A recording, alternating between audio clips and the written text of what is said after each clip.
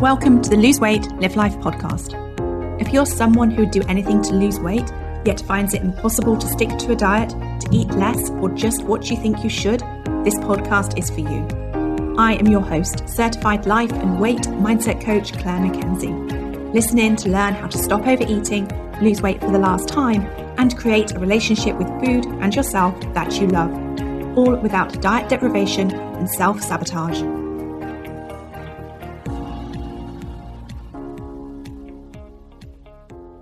So, hi everyone, and welcome to the Lose Weight, Live Life podcast. I'm thrilled to have a special guest who I'm interviewing today, Jane Pilger. And Jane is a master certified binge eating and body trust coach and host of the Binge Breakthrough podcast. And I'm really looking forward to talking all things binge eating with Jane. So, Jane, thank you for being here and welcome.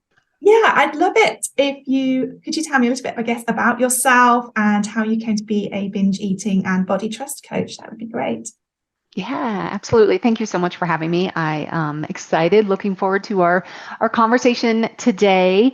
You know, binge eating is something that it's just near and dear to my heart. My very first binge, I actually have memories of being a very small child and eating, hiding in the pantry and eating brown sugar with a spoon. And that's kind of like my first memory of, kind of really using food to kind of really as an attempt to soothe myself. Yes. But binging itself didn't kind of become a thing for me until I went to college. And my very first semester in college was my very first binge. And I ended up binging on a box of chocolates that was sent to me as kind of a care package. It was just full of a bunch of, kind of like the small, like miniature snack-sized candy bars. And I don't remember the binge itself, but what I remember is sitting on the floor in my dorm room, surrounded with this empty box and just surrounded by wrappers, candy wrappers. And I remember thinking, oh my gosh, what have I just done?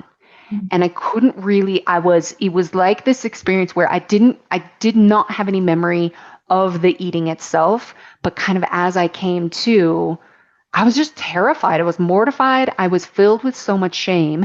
And that really started literally a decades long quest to try to figure out what was wrong with me and to try to stop doing this thing. But now that I'm in a position where I can really look and reflect and understand how it all makes sense, my deep quest for thinking I was broken, trying to figure out what was wrong with me, but being in so much shame that I literally would not talk to anybody about it. I can see so clearly how I was keeping myself in the cycle, but I was so desperate to get out. Yes. Yeah. And so it's something that was with you for a long time. And then I guess what did that look like when you started to understand what was going on and ways to sort of help yourself? Yeah. So, it really, for me, it was a very long journey. I mean, it was a journey from I would not talk to anybody to I finally sought support, but I literally would only speak to the eating disorders therapist that I sought help for. She really encouraged me to tell other people, to tell my loved ones. So it was this long journey of telling other people around me, kind of being open and vulnerable to what I was really struggling with.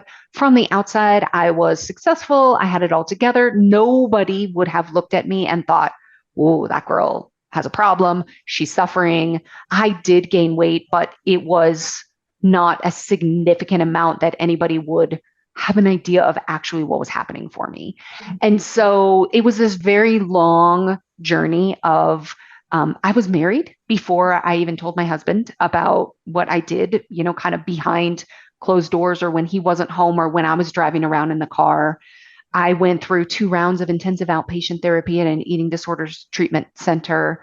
I, read all the books, did all the things. And in each one of those times and places, I gathered bits and pieces for myself. And I think I always had this idea that if I figure this out, if I ever get to the place where I feel like I can help others, I want to help other people figure this out as well. Kind of you hear the adage, your mess kind of becomes your message.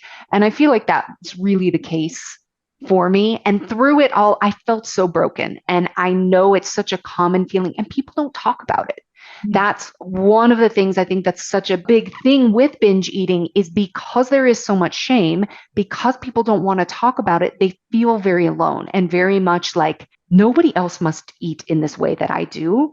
Like there is something wrong with me. There is no way that anybody else would understand or would even like, I can't imagine what they might think of me if they knew that I was doing this behind closed doors. And it's through that shame actually perpetuates all of it. So for me, it was like, okay, as I'm on this journey, as I figure this out, I want to help other people really understand, like, you're not broken. This all makes so much sense. And so when you can start seeing it and looking at it from the place of, oh, I get it, this makes sense, then you're no longer fighting yourself. You're no longer thinking, I'm broken, I'm ashamed, I have to hide, or like, I'm not okay, I need to stop this terrible thing. It becomes, instead of this fight or trying to get away from yourself because you're so disgusted with yourself, you start to understand yourself. And it's like, oh, I see. And I think for me, the probably one of the parts of this journey where I can look back and be like, oh, this is kind of when it started to really open up for me. I had an eating disorders therapist who helped me in small little ways understand. And like, I remember one appointment very specifically, and she was like, well, of course you binged. And I was like, what? Like just the openness. It was like, oh, it was almost like she understood and she helped me to understand. Yes. And so that kind of relief that I felt, and so many of the fears that I had, she helped me to see that like they weren't going to come true.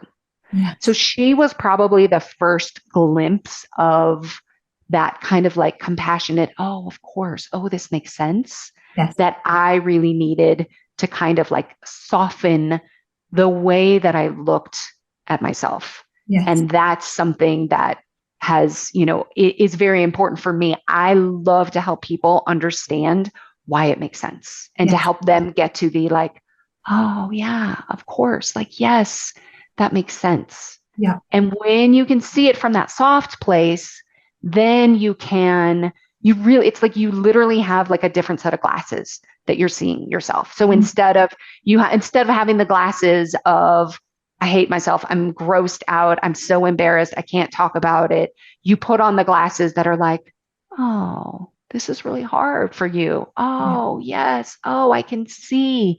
Oh, wow. And then all of these other solutions and alternatives, like they rise to the surface that were just, you literally could not see them before because of the glasses that you had on. Yes. And I think, I mean, I've not got experience with binge eating, but I've got a lot of experience with emotional eating and overeating. And I know there's like, it's probably on a sort of a bit of a continuum, aren't they? So where one stops and when starts, I don't know. And maybe it's down to the individual to decide how they want to sort of think about how they're eating.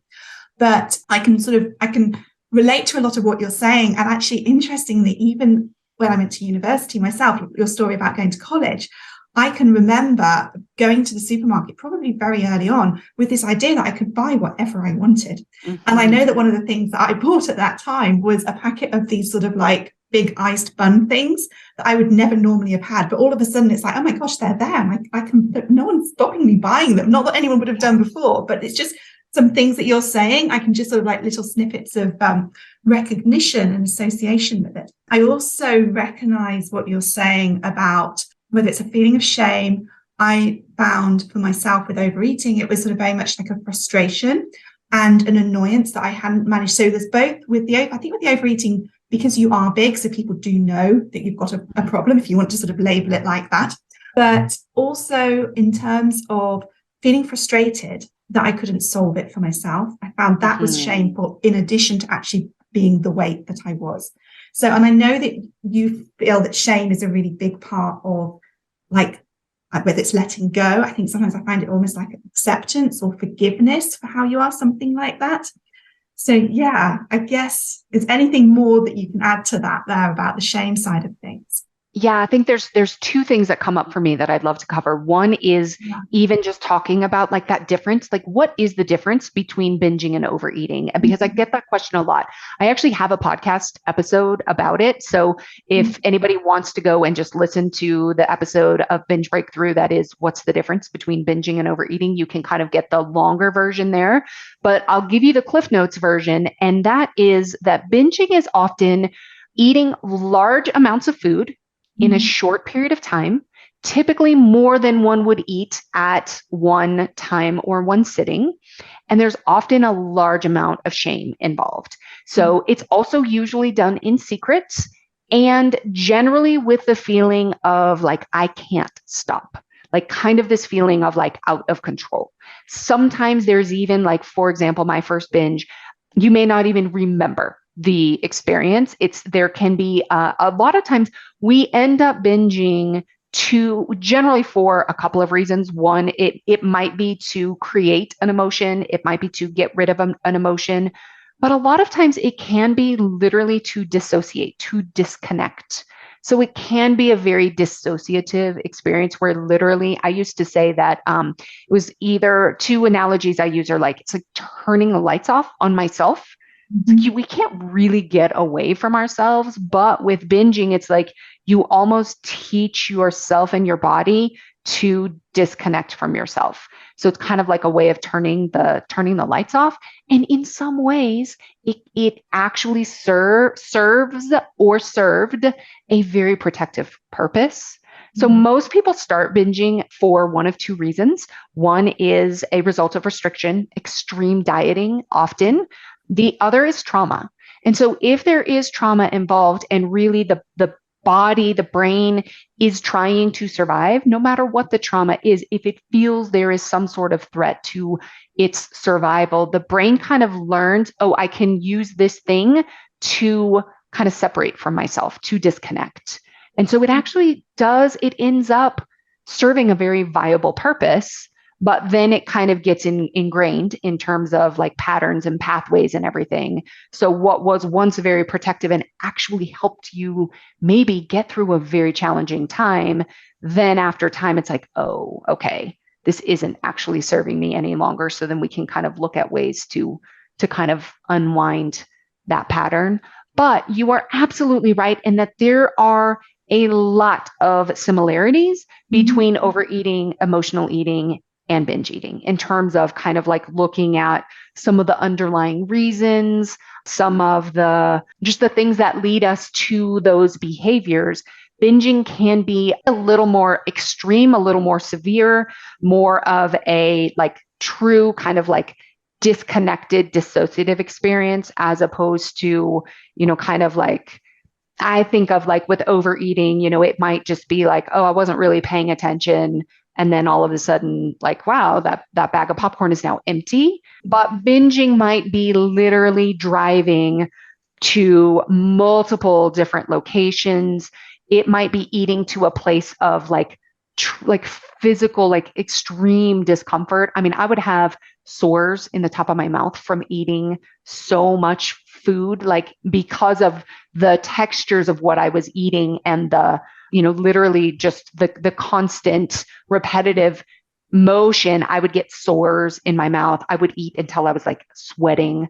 Sometimes the combinations of foods even that people eat are like, they can be very different than one might even consider eating under like quote unquote normal circumstances. Yeah. So that's a little bit of, just kind of understanding that. And I'll look for that specific episode as well and link to it in the show notes in case anyone doesn't find that. Yeah. So, and I think with the shame, I know there's with emotional eating and with overeating, I think there can be different levels of shame. I think a lot of times with emotional eating and overeating, the shame often comes from the thinking about the body specifically. So if the result of overeating, the result of the emotional eating ends up being a larger body, a body that you're not comfortable in, I think that's kind of where the shame can come in, is kind of in that experience of sometimes people might even say like, oh, people can see what I'm doing,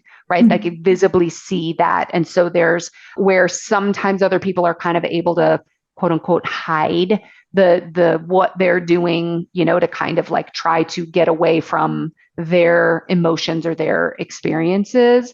I feel Yes. like sometimes that's more where the shame comes out with overeating and emotional eating. And I think with binging, it's twofold. One, there very much is shame around the body itself, but there's an added layer of shame for what feels like very out of control eating. Like if this idea that if anybody ever saw me eating in this way, like they would be mortified. I would be mortified if anybody ever saw this. And there's also often a kind of this tendency of the type of person who can, this is not a complete generalization, but many people who do find themselves in that pattern of binging have a kind of this, they try to be very controlled in not only what they do, but in what they, in their appearance and in not only their physical appearance, but also kind of their, how they are perceived to other people. And this was for sure for me. Like I wanted people to see me as smart, as successful, as literally like having it all together, like having my life under control. And so then when you feel out of control with food, because literally you are trying to control some things that can't be controlled, then it's like you feel out of control and it feels so contrary to what you have put your emphasis in, then it's like, oh my gosh, like nobody could ever know just how out of control I am because it goes so against the image that I have, that I've created of myself. I think that's really interesting because I think I can see that is probably quite a difference in terms of the image when we're, someone who's overweight or not happy with their weight or is judgmental of their weight. And it's not about the actual number that you are on the scales. It's just about thinking about yourself, but you're not seeing yourself as presenting a perfect image to that outside world. So that does look like that's probably a key difference there. So that's really interesting. Yes. Yeah. I remember I was, years ago, I was actually in a newspaper article, which was a big deal for me. This was, obviously pre-business and pre-podcast and whatever, but the local eating disorders treatment center that I went to, there was an article being done and they asked me if I wanted to be in this article. So there was a picture of me in my house and the title was "Eating Disorders Are Not Always Easy to Detect" or something like that. And it's so true, right? Because it's like, you can't always just look at somebody. You can't look at anybody and know actually the truth of what's happening for them, whether it's what's happening in their mind, what's happening, in their home or how they're showing up on any given day. But when your identity is this person who like has it together and then you show up in this other way, it's very, very hard to navigate. And it's like it feels like there must be something wrong with me. Like I must be broken. Yeah. I imagine there's a lot of fear there as well. Yes. And so that shame, that fear, that anxiety, that feeling of like brokenness, it just perpetuates, right? It makes you want to go eat more and hide more. And, as we know, shame, like it thrives in the darkness and it perpetuates and we grow it. And like, and then you start to see yourself as this person who is out of control, who does not, then you start to kind of create the identity as someone with an eating disorder, as someone who is out of control, as someone who doesn't trust themselves. And then again, you're just like perpetuating that cycle. Okay, no, that's really interesting. Thank you. So I think what else in terms of, I know you also talk about trusting your body. Can you tell me a little bit about that? I just really believe that our bodies are innately so wise and that your body is always communicating with you. But what happens is that through literally the diet industry and all of the things that we have learned from society, from all the books we've read, all the magazines we've read, all the online articles, all the experts, they have told us, here's what you need to do. Eat this, don't eat that. Eat in these particular windows, don't eat at these particular times. Eat, back in the day when I was growing up, it was like, here's the number of calories that you are allowed to eat in a given day. Eat this, like don't eat that. And because we've gotten all these messages, we have literally taught ourselves to disconnect from the signals and the communication of our body. It's like, oh, I mean, how many of us, myself included, have gotten hungry mid-morning and it's like, oh no, it's not time to eat. It's not time for lunch. It's not lunchtime. Therefore, I'm not going to eat. Well, I've already eaten my allocated whatever for the day. So even though my stomach is growling, I'm not going to eat, right? We have literally taught ourselves to disconnect from the signals and from the messages that our body has. And then if we think about all of these messages that we've received over the years, think about how contradictory they all are. I mean, we could like line up 50 of the things we've heard, whether they're diets, whether they're like ideas or practices or whatever. We could line 50 of them up and most of them would contradict with each other. So there's kind of like this goal of I'm going to find like the right way that somebody outside of me is going to tell me is going to work for me. Oh, well, that works for her. That must be what I need to do. Like, no, your body literally has all the answers, all of them. Your body, think about babies, children, when their needs are met and they are attuned to, they very naturally know when they're hungry. They stop when they're done. It's like they are very attuned to themselves. We, over time, through external sources, we get tuned out. But the beauty is that our body did not lose its ability to communicate with us. We've just tuned it out. So all we need to do is learn the skill of tuning back in. What does it look like to tune into my body? To start to trust my body actually knows way more than anyone on the internet, than any coach out there, than any expert out there. I will never tell anybody what to eat. I never will. I can't know. I can't know what you should eat. I can't know when you should eat. I cannot know those answers. But way better, I can teach you how to develop the trust with your body so that you will know when to eat and you'll actually be listening to what your body's telling you, not 500 people on the internet who are all just trying to make money from whatever their program or their packaging or their idea or whatever is. Right? It's like, it's all so different. So I believe that we all can learn to reconnect with our body. I believe that your body is always communicating with you. We've just stopped listening. So if you can just tune in to, at any point, it doesn't even have to be around food. Sometimes I suggest you actually start this away from food because food can be very charged, right? We have a lot of thoughts and feelings and experiences and emotions about our food and what to eat and what not to eat. But can you start tuning into your body in other ways? Like right now, for example, I'm thirsty. I can very much tell my body is communicating to me. I need something to drink, right? What other ways is your body communicating with you? Whether it's fatigue, whether it's, you know what, I would love to just get up and move around a little bit. How many of us don't go to the bathroom, right? Oh, I got to finish this thing. I do this. I've got to like sit and I don't want to get up because I'm in the middle of this thing. That's not really honoring what my body is asking for. So if we can start to tune in little ways, like, oh, wow, my body really is always communicating with me. I actually can trust my body. And if you look for it, you develop the trust, then you can start applying it in food. The more you look for it, the more you'll find it. Then the trust with anything, whether it's with a person, with ourselves, with our bodies, it's developed over time. So we need to build it intentionally. But if you can believe even in the possibility that, well, maybe my body actually knows best. Maybe my body knows better than any book, any podcast, anything, any person I can find on the internet. Maybe my body really knows. And now don't get me wrong. I love podcasts. I love books. I love seeking out other ideas, other concepts, but always use your body to tell if it's resonant, if it resonates with you.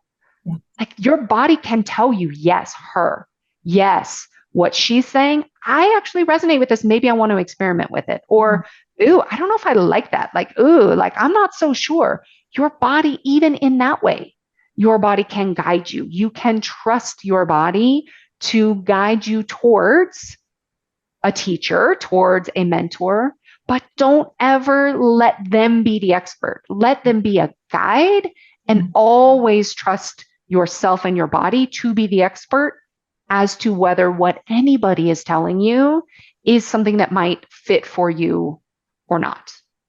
Because you are the master. Nobody knows you better than you do. Yes. I think one of the things I think I've talked about with some of my clients before is this idea that if you have a guest staying in your house, then you're always checking in with them. Are you hot enough? Are you cold enough? Did you sleep okay? Was the bed comfortable? Would you like something to eat? Would you like something to drink? Even like probably with our children as well. But we just don't do that with ourselves. We stop checking in and sort of saying, what do you need right now? And I think that for some people, certainly what I think for myself is I filled all of those needs with food. So it was like, I actually need a break from work. I'd get up and eat. It's sort of like, I'm thirsty, I'd eat. So it's really, as you say, learning to listen to what your body actually wants and actually needs. Yes. And then sort of taking a deep breath and like, okay, fine, let's sort of move forward with that. Yeah. Yes. Yeah. So two things come up for me there. One is I always love asking, what do I really need in this moment? Yes. Always asking, like just getting curious. What do I need? How can I meet that need? Even if I can't meet that need right now, is there some little tiny thing? If I need a break, but I really don't have time for a break, maybe I can just take 2 deep breaths, put my hand on my heart, 2 deep breaths. That's enough of a break. And then I can plan for, okay, at this time this afternoon, I'm taking a break. Like I am going to, if I can't meet the need right now, I make a plan for how I am going to meet that need in the future. That's such a powerful thing is really just that question of asking, right? What do I really need? Now, here's the other part that I find incredibly important. When we talk about trusting your body, I talk about two-way trust. So it's not only important that I listen to my body, but so that's trusting one way, right? That I am trusting my body to communicate to me what it needs. Now, here's the second part of two-way trust. My body has to get trust that I am actually going to listen. Because what happens is when so many of us have been on diets for years or decades, we may hear the communication from our body, but we don't listen. So the body is like, okay, I'm hungry, but I don't necessarily trust that you are going to feed me. Yes. Especially, this happens a lot with binge eating that comes as a result of restriction. Restriction, whether it's physical restriction or emotional restriction. There's 2 different types of restriction that I talk about in another episode of my podcast, which is a great one. But when we have restricted, when we have had these periods of time, a lot of times binge eaters kind of go back and forth between extreme restriction, so extreme dieting, and then eating a lot of food. And what happens is the brain is like, look, I don't know if you are going to give me a lot of food or if you're going to starve me. So I am going to take these opportunities to get food when I can because I don't really trust you, right? It's that two-way trust. I don't trust that you're going to feed me on a regular and faithful basis. So the two-way trust, it becomes really important in that, one, I'm trusting my body's going to tell me what it needs. But the second part of two-way trust is my body has to trust that I'm actually going to respond and listen to it when it does communicate with me. Yeah. So that if it is hungry, I'm actually going to feed myself. My body has to trust it's going to get food on a regular basis, or it will keep binging because it's like, I don't know if we're going on a starvation diet next week. So I'm going to get this while I can. Yeah. So that's where the two-way trust is so important because it's us trusting our body and then our body trusting that we're actually going to respond to the needs. Yeah. You mentioned a couple of times about the challenges brought up by the diet industry and about restriction and about how that has contributed to some people binge eating. Do you think that we're seeing a shift change, or do you think it's not yet? Where do you think that will change? Yeah, I think we're in this place right now where it's like there is kind of this camp of the anti-diet industry. Mm-hmm. And I think we've kind of shifted to where there's almost this place of like, okay, there's this diet industry and then there's this anti-diet industry. But I think in some cases, I don't want to put a blanket statement on the anti-diet industry, because I think there are some people who do this very well. But the challenge that I can see sometimes with the anti-diet industry is it almost goes too far on the other extreme. So it's kind of like, screw diets, screw trying to take care of yourself. Like, it shouldn't matter. Just eat whatever you want, whenever you want. And like, we should all just be fine. Yes. And for me, I always talk about connection. Mm-hmm. I believe that binging happens when we are disconnected. We're disconnected from ourselves, from our emotions, from our body, from our signals, from what we really need.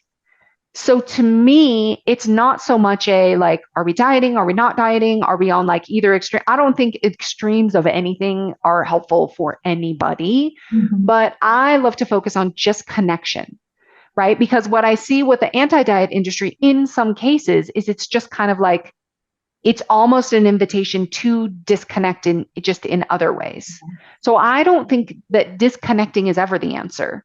Yeah. When it's that the answer is just eat whatever, like without regards for how you're actually going to feel mm-hmm. physically, how you're going to feel emotionally. Like I don't agree that like, we should all be, chasing some size or some number on the scale. Like those types of things I don't find helpful. Mm-hmm. But if you can really think about like what you want for yourself, as both looking at physical health, mental health, emotional health, being connected. I love asking questions more from a place of connection, supportive. What would be really supportive right now? Supportive, nourishing, attuned, connected. Like those are the types of words that I really resonate with in terms of making choices, not from this place of like, is this good or bad? Is this going to help me lose weight? Is this going to help me be in a smaller size or a smaller body? Like, I don't agree with decisions from that place at all. Mm-hmm. But I also don't agree with the like, screw it all, like, let's just eat whatever and not really be paying attention to when I eat these things, what does it feel like? Mm-hmm. What do I feel in my body? Do I have the energy to show up in the ways that I want to show up? Yes. Really understanding kind of the reasons. Like I always say, know your reasons for any choice, whether we're talking about what to eat or what to do at 2:00 in the afternoon or when to go to bed. Like, I don't care what we're talking about. Know your reasons and like your reasons. Yes. Any reason is fine. You are allowed to choose anything you want. Anything. You can eat anything you want. Just know your reasons and like them. Mm-hmm. Absolutely. Brilliant. Well, one of the other things I've heard you talk about, and it sort of, I guess, ties in with this being connected, is being regulated versus dysregulated. Mm-hmm. Are you able to tell me a little bit about that? Yeah. So I think for me, this was really the last piece. Like I, for sure it has been a journey. I have had times where I have not binged for a period of time and then, binging has come back. I have all kinds of things on my journey. And I would say one of the very last pieces that really helped put things into place for me was truly gaining a much better understanding of the nervous system itself, and how the nervous system impacts our eating behaviors. And I don't recall ever in my kind of, as I was approaching this, as I was doing other things, even in my eating disorder treatment, I don't remember learning anything about my nervous system. But once I learned about it, I was like, oh, wow, this makes so much sense. And so the nervous system, I have another great podcast episode about the nervous system that you can listen to kind of get more information about it. But essentially within our nervous system, we kind of have like basically our regulated, our nice kind of calm place where you're connected with yourself. I like to call it home base. Mm-hmm. Some people talk about within the nervous system, the window of tolerance. It's just this place where you're able to kind of do life. You and I are both regulated right now. We're, in that place, you're able to make progress towards your goals and do all of these things. But when our brain perceives some sort of threat, doesn't even have to be real threat. It's just the perceived threat. It can go into a survival response. And so that might look like fight or flight, where we have a lot of energy in our nervous system, or it might look like kind of a freeze response where we have a very low kind of shutdown energy. And what can happen for people who binge eat, a lot of them experience a lot of time up in that fight or flight space. So they're kind of in this dysregulated survival response. And what the brain figures out is there literally is like, it's too much energy in the body. It's like if you can picture like a car, it's like revving, right? It's like red lines. We need to drain that energy to kind of come back down. So the brain figures out, oh, you know what will do that? Food. We can actually use food to kind of drain the energy and pull us back down. But what happens is often we end up kind of going down too far. So we go down into kind of the home base, the regulated place, and then we end up down below, more in that shutdown place. And that's when so you can kind of almost just picture yourself like I'm worried, I'm overwhelmed, I'm anxious, like, I'm in this kind of like doubt, fear, worry place that feels kind of very buzzy in my body. And then I go and I eat. And then all of a sudden now I'm like sitting on the couch and I'm watching Netflix or I'm scrolling my phone and there is no energy in my body. I don't even care what's going on there. Now I'm like below home base down there. And so what can happen with this is when we can just understand like, oh, wow. Okay. I can see how food is kind of attempting again to meet that need, right? I've got all this excess energy in my body. Food is attempting to meet the need. How can I then approach meeting that need in other ways? How can I drain that energy in other ways? So then we can start to look at our own patterns and our own experience. And I found for myself, wow, I never slowed down. It was like my brain would literally, the only way I would slow down is after a binge. Mm-hmm. So it's like my brain kind of learned, all right, you're not going to slow down intentionally. I will force you to slow down through a binge. Yeah. So then I could see, oh, okay, I need to actually change my own patterns, the way that I relate to myself and my nervous system. So I can just spend more time in that place where we are grounded, regulated, able to make progress towards our goals and everything else. Mm-hmm. And so it comes back really to taking care of yourself, getting really, really good at taking care of yourself, both physically and emotionally. And then it becomes easier. Yes. I ultimately think, a lot of people think when they think about binging, even overeating or emotional eating, there's a lot of this idea of like, I did this to myself. Mm-hmm. I do this bad thing. It's like, I don't ever believe it comes from a negative place. I really don't. I think it's always an attempt to care for ourselves. It just comes out kind of sideways. Mm-hmm. So when we can see like, you're not trying to be mean to yourself. You are not like doing this to yourself intentionally. Mm-hmm. So when we can see like, oh, actually, your body and your brain really does have your best interest in mind all the time. So if you can actually start working with your body, how can I really take care of myself, honor myself in a nurturing, supportive way? What happens is the food behaviors, whether it's overeating, binging, emotional eating, eating in secret, like those things actually, the way that I see it, they just fall away. It's not like we have to like work hard through willpower and like all of these things. It's like so many times clients are like, this kind of feels easy. It's like, yes. Yeah. When it feels easy, we actually, you've made that shift. You've put on the different glasses. And now you literally can see yourself and the way you're approaching yourself and your body in such a different way that it's like, oh, I literally can see that the way that I was doing that, I was trying to care for myself, but it was not achieving what it was attempting to achieve. So if I can shift that to now, what am I trying to achieve here? What are the needs? How do I support myself? Then it literally is the shift that like it kind of ends up taking care of itself from such just a softer, gentler place that really has your best interests and your body's best interests in mind. Okay, brilliant. Thank you. One more question. If someone is listening to this podcast and they are binging or and they're sort of curious about, where they should start or what they should do next. I guess there's two parts to this question. One is, how can they find out more about you? So I'd love you to tell us more about that, and where you are on Instagram or Facebook or your website and all that sort of thing. But also just what is maybe one piece of advice, if there's one thing they could do for themselves, like tomorrow, to just make that tiny little shift, what would that be? So two questions there together. Yeah. So the first thing, in terms of how anybody can find me, I would say 3 places, really. My website is janepilger.com. So you can find out all kinds of information there at janepilger.com. My podcast, again, is called Binge Breakthrough. Great resource for all kinds of things. And I'll kind of expand on that in a little bit. And then I'm also on Instagram and Facebook, in both places at Jane Pilger Coaching is my handle there. And so as far as advice for anybody who is struggling, they find themselves binging, kind of like, what's one thing I could do today? I could do tomorrow. I always say that awareness is the first step to change. Mm-hmm. So if you've heard anything today, like, is there something that was like, wow, that's something I had never thought of before, or I really want to learn more about that. Like, literally, again, you are your best guide.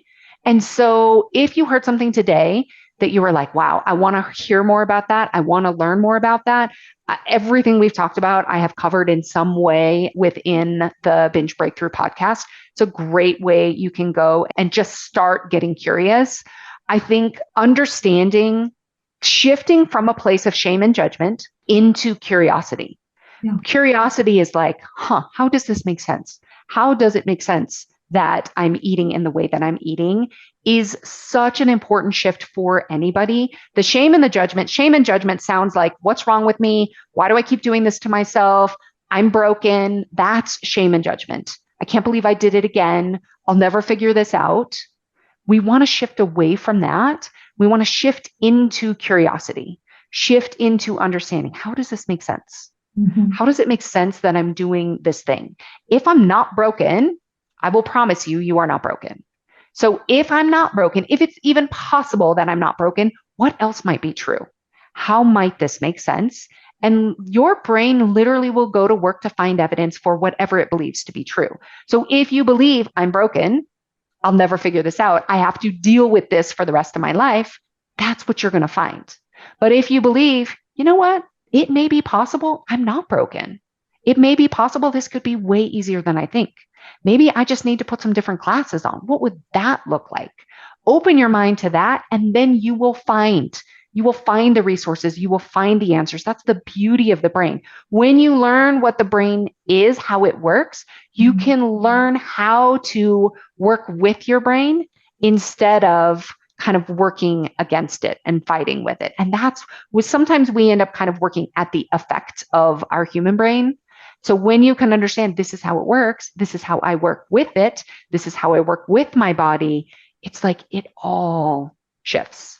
So if you can shift, the one thing I would say is just shift from shame and judgment into curiosity and understanding, and then just let your brain kind of open up to the possibilities and what else might be true for you. Thank you so much, Jane. I really appreciate you coming onto the podcast, and it's been great chatting with you. And for everyone listening, I will put those links where you can find Jane in the show notes. And so, thank you so much. Thank you. Thanks so much for having me. I loved our conversation today. If you enjoyed listening to this podcast and are ready to live a more intentional life, lose weight as a part of that journey, and create a relationship with food and yourself that you love, then I would be honoured to have you join the Lose Weight, Live Life Academy membership and coach with me. The programme offers different levels of support to suit you, including self-paced learning, twice weekly calls, private coaching, an amazingly caring community, and lots more. Find out all the details about when and how you can join at www.thebestyou.coach/coaching.